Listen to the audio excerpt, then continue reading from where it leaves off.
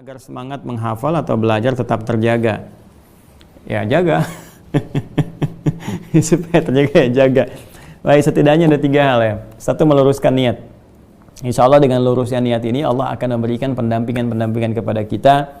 Ya, berupa juga ada Allah kirimkan kekuatan pada diri kita. Allah kirimkan misalnya motivasi-motivasi terbaik, termasuk juga Allah jadikan pengiring malaikat-malaikat kan di sekitaran kita yang ditugaskan untuk menjaga konsistensi kita. Yang penting niat, lurus dulu. Niat benarkan gitu kan.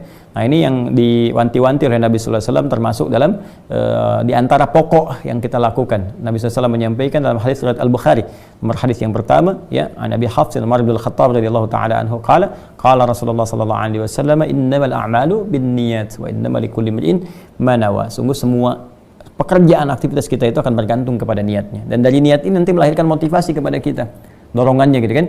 Dan dari niat ini pula akan diberikan oleh Allah balasan sesuai niat kita. Apakah jadi ibadah? Kalau kita niatkan ibadah akan jadi ibadah. Ya, kalau kita niatkan dunia jadi dunia. Ya, orang sholat belum tentu dapat nilai isi Allah. Kalau dia niatkan sholatnya untuk dilihat orang, maka jadi dunia saja. Riya malah di sini bisa berpeluang dosa. Ya, tapi kalau kita misalnya niatkan karena Allah, lillah, nah itu akan jadi dorongan terbaik untuk kita. Termasuk belajar. Niatkan karena Allah, Allah akan berikan. Baik itu pahalanya, pendampingannya, menjaga kita dan sebagainya. Jadi, yang kedua, hadirkan motivasi. Ya, motivasi. Jadi untuk mencapai tujuan itu apa kemuliaan-kemuliaannya. Sama persis ini manhaj Al-Quran. Ketika Allah misalnya meminta kita untuk menunaikan sholat tahajud, Allah turunkan sebagai motivasi. Ini ya keutamaan tahajud ini.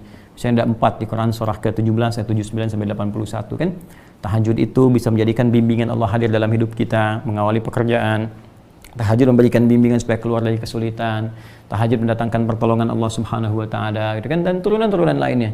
Ya, kemudian ketika kita akan tahajud, tuliskan ya, misalnya di dinding ya, tempat kita misalnya tidur, di sampingnya ada dinding, kita bikin tuliskan, hey, kalau kamu tahajud dapat ini. Ketika miring ke kanan kita melihat, itu jadi motivasi untuk kita. Ya, Anda motivasi ingin menghafal Quran, apa tujuannya? Maka datangkan misalnya di situ, ini kemuliaan penghafal Quran ini, kecerdasan akan ditingkatkan oleh Allah, kemuliaan akan dijaga, di akhirat kita bisa memberikan mahkota pada kedua orang tua. Ini begitu dituliskan, itu memberikan semangat lebih. Dan terjaga kita untuk menghafal kembali, mengulang kembali. Dan nah, yang ketiga itu dengan takwa. Nah, takwa ini penjagaan yang terbaik, meluruskan niat, menghadirkan motivasi, meningkatkan takwa. Ya, takwa itu kan jelas teman-teman sekalian, arahnya bisa meningkatkan ibadah, jadi support dengan ibadah.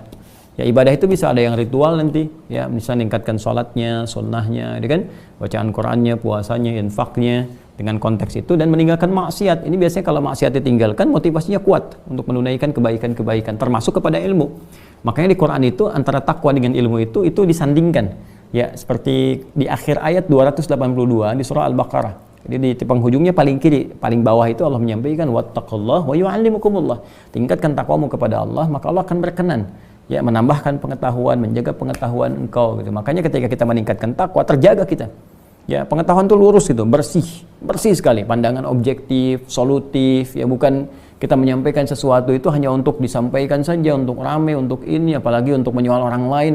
Ya, nah, na'udzubillah kalau kita belajar, ternyata ilmu yang kita dapatkan itu di pembelajaran hanya digunakan untuk mencela orang lain, atau menyoal orang lain, atau merasa paling benar gitu kan, maka di situ ada yang salah prosesnya. Ilmu itu membantu kita untuk meningkatkan kualitas ibadah, mendekatkan diri kepada Allah Subhanahu wa taala, dan membuat kita lebih baik dalam setiap tutur, dalam setiap tindakan kebaikan. Jadi kalau ada ilmu itu dapat, tapi kemudian dengan itu kontraproduktif dengan apa yang kita lakukan, ya, termasuk celaan, malah menjadikan banyak permusuhan, ya, menjadikan banyak perselisihan, artinya ada yang tidak berkah di dalamnya.